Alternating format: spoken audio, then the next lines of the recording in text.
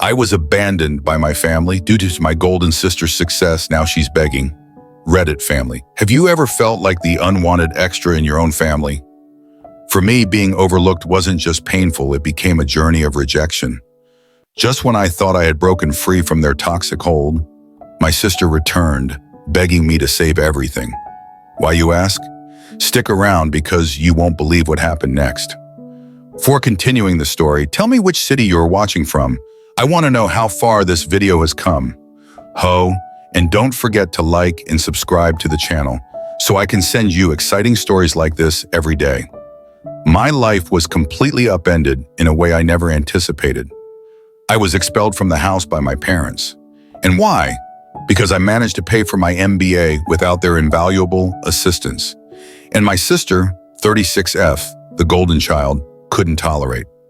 Although it's a lengthy tale, I need to vent, and perhaps you guys might provide some guidance or simply a virtual shoulder to weep on. Allow me to illustrate the dynamics of my family for you. I've always been the underdog, the last in line, and the one who never quite fits in.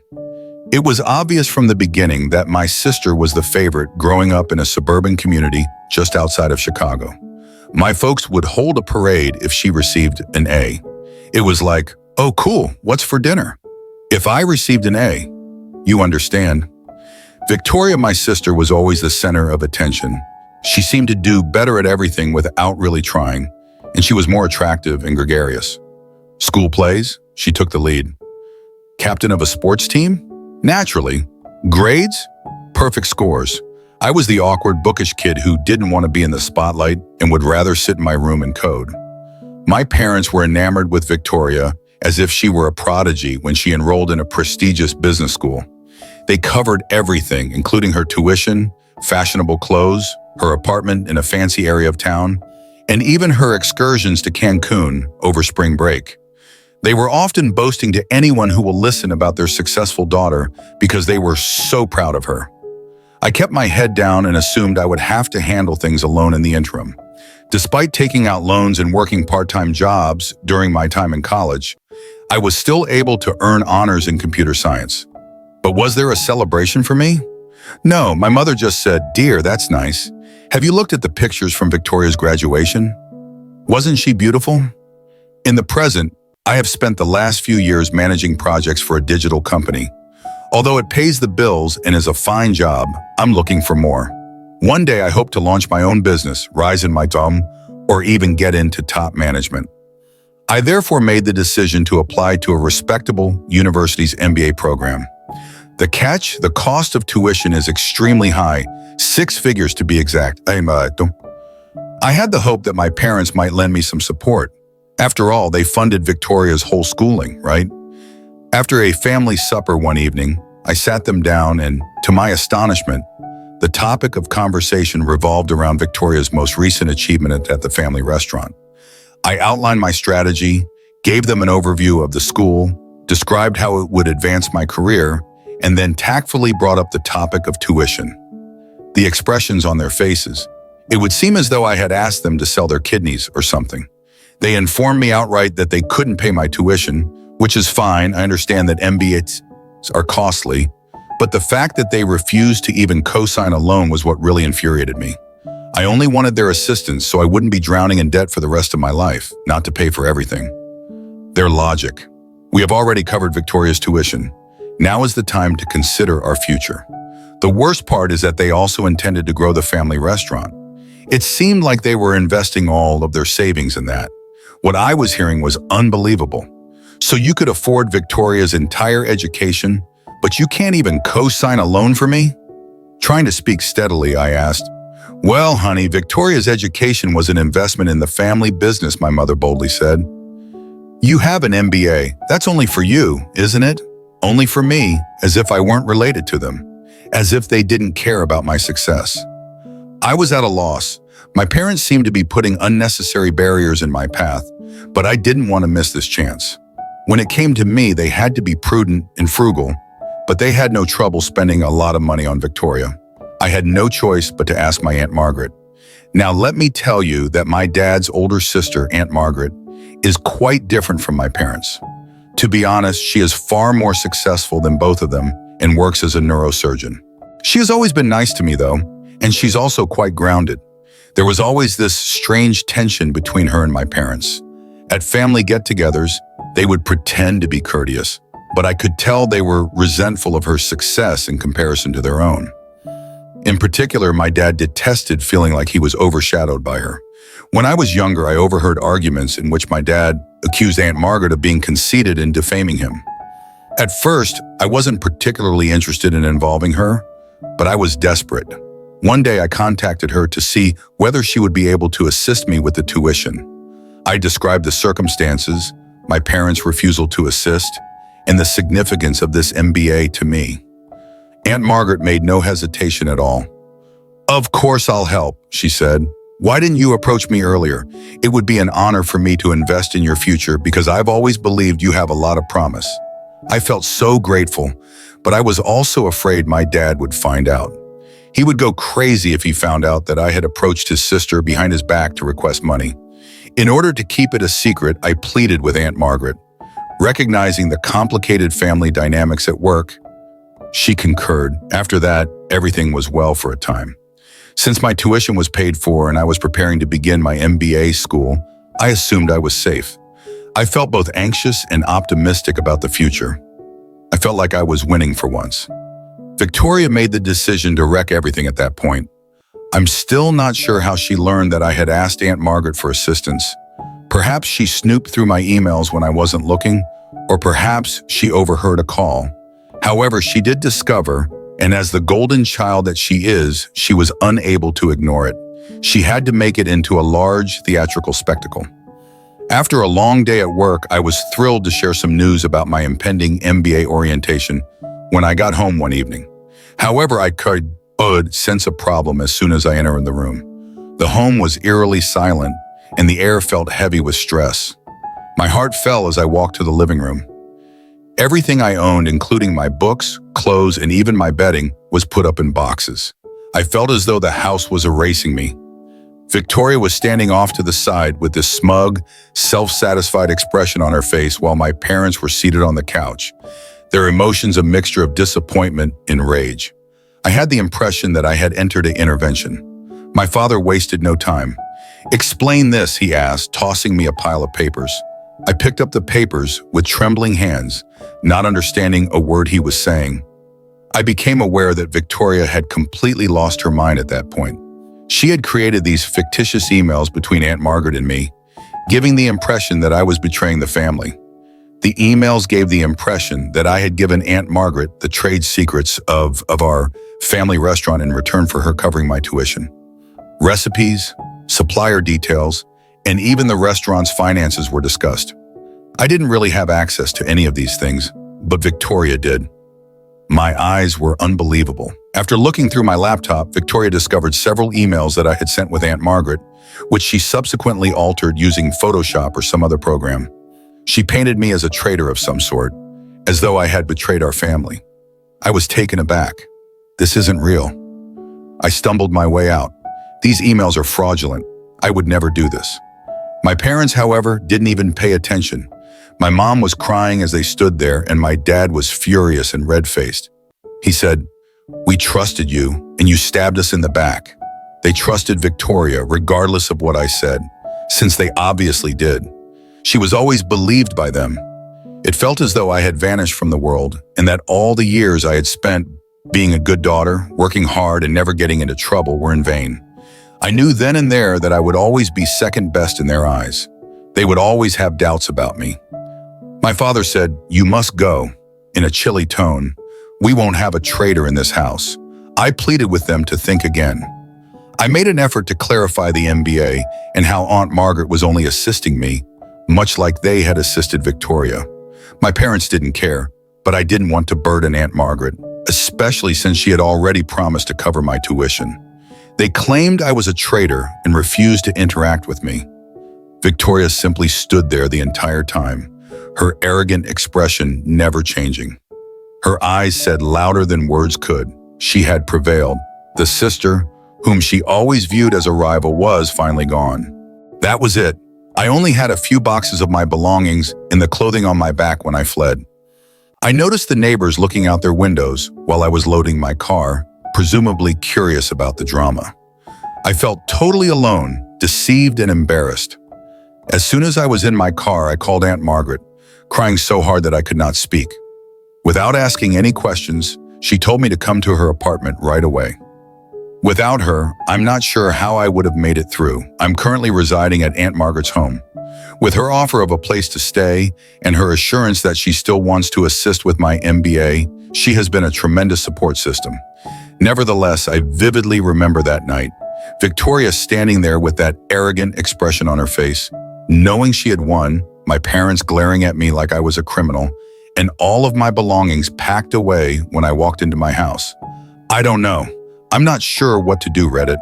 A part of me wants to defend myself and show that Victoria was lying. If I look closely enough, I could certainly find proof that the emails were forged. But I also want to break all connections and never look back. For those who are so eager to assume the worst of me, why should I fight? How can I possibly comprehend this betrayal? Given that my own family has abandoned me, how can I go on? In a few weeks, the MBA program will begin, and I should be thrilled. However, I'm coping with this emotional trauma instead. I keep going over everything again in my mind, wondering if I missed any clues. Was Victoria this cunning all the time? Were my parents as eager to discard me all the time? After this, how can I ever trust anyone again? Aunt Margaret advises me to concentrate on the chances my MBA will present for my future. Although it's difficult to look past the hurt and rage in the moment, she claims that achievement is the best form of retaliation. I would appreciate any guidance. From here, how do I reconstruct my life? Given that my own sister would go to such extent to harm me, how do I handle this? And when I feel so damaged on the inside, how do I interact with my MBA program instructors and classmates? Here, I feel like I'm drowning. Give me a lifeline, Reddit, if you can. Update 1. It's been a long time, 3 years to be precise, Reddit. Since I last wrote about my family throwing me out, a lot has happened. I wanted to let you know how things have progressed. I started by finishing my MBA program, which had a profound impact on me. I was in a lot of mental upheaval when I first started, but I was able to focus all of that energy on my academics. I graduated at the top of my class, but it wasn't easy.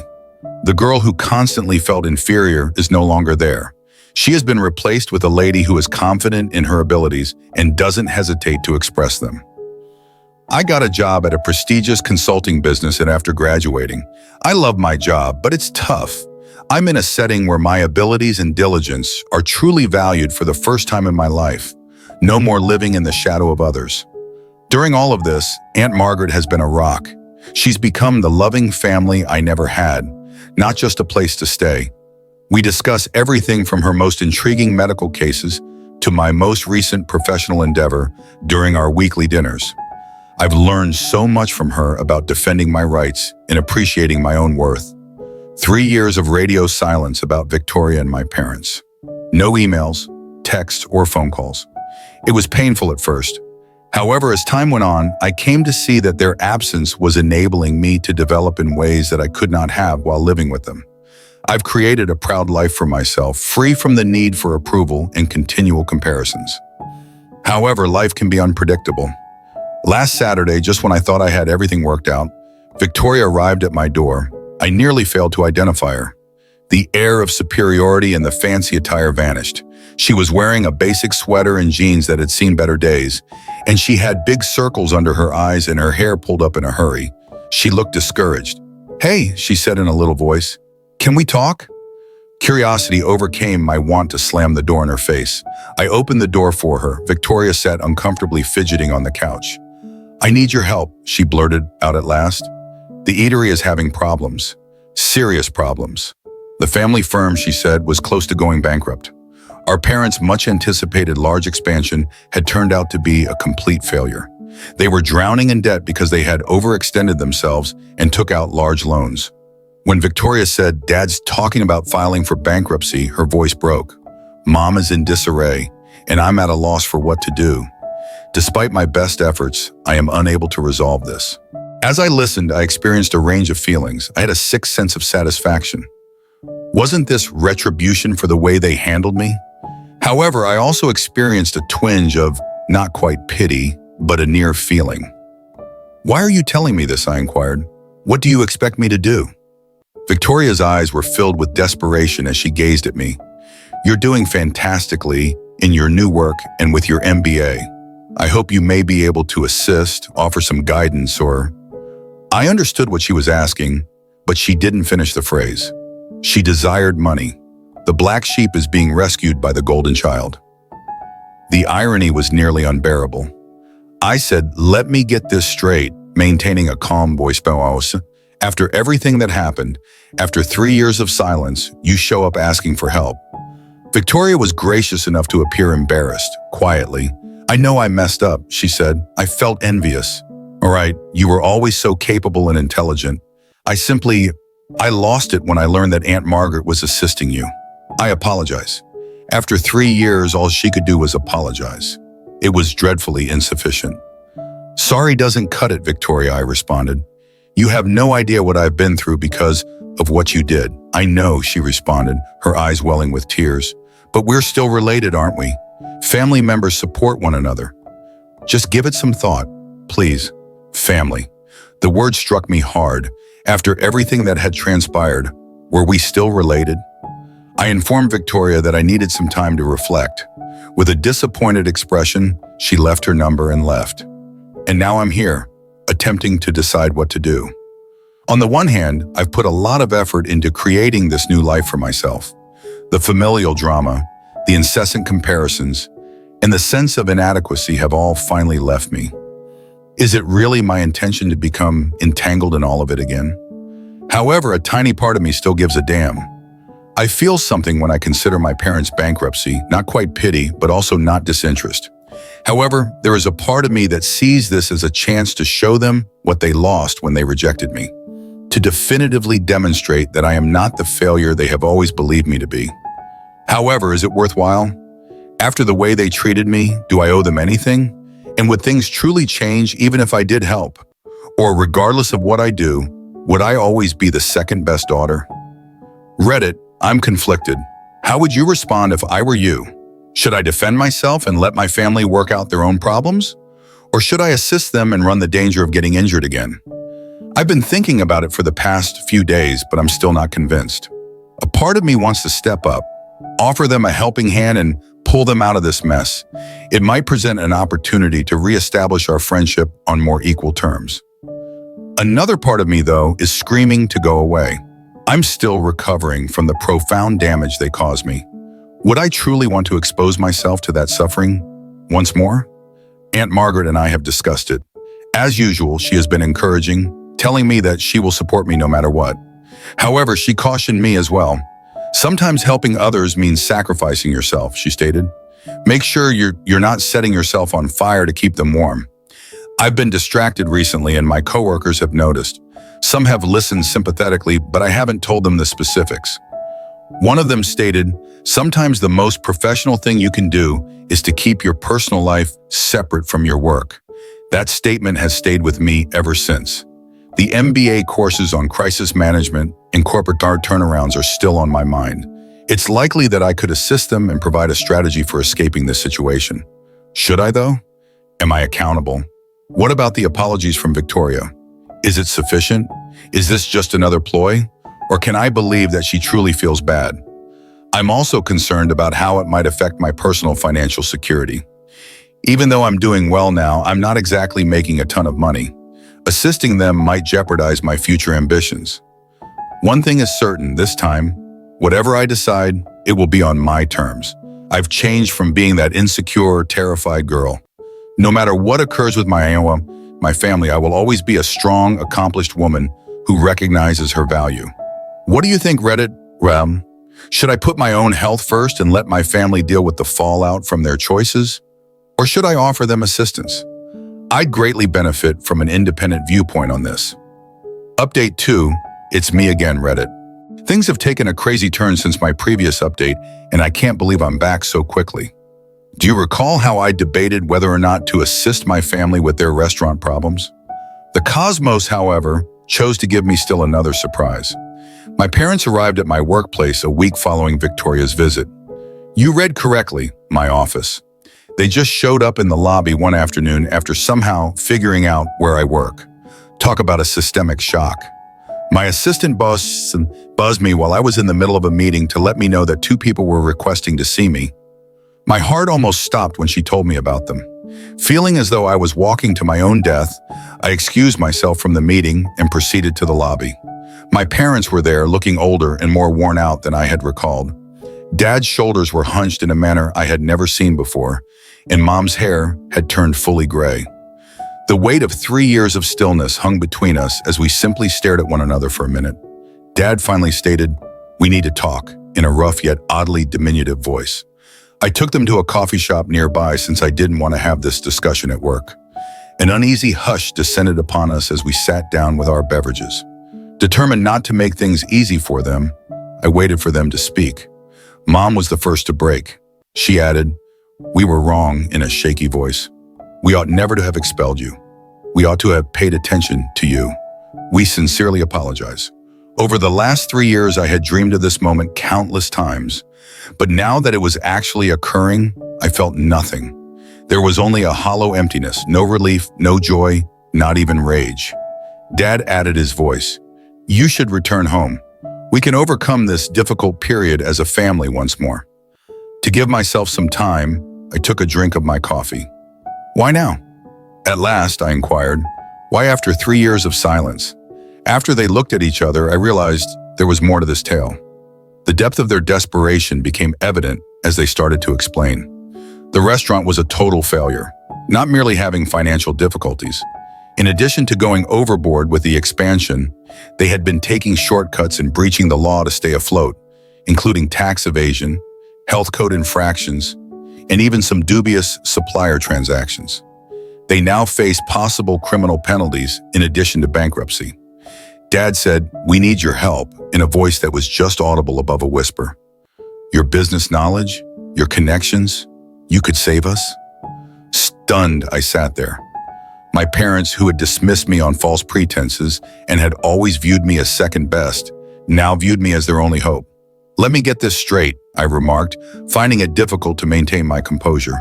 "You kicked me out, believed the worst of me without any proof, didn't contact me for 3 years, and now you want me to bail you out of your illegal activities?" Mom attempted to grasp my hand as she reached across the table.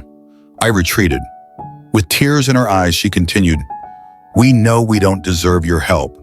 However, we remain family. We're at a loss on what to do, so please." Family. That word was used once more. However, as I observed them, I came to the realization that they were no longer members of my family. Aunt Margaret, a member of my family, had given me unwavering support.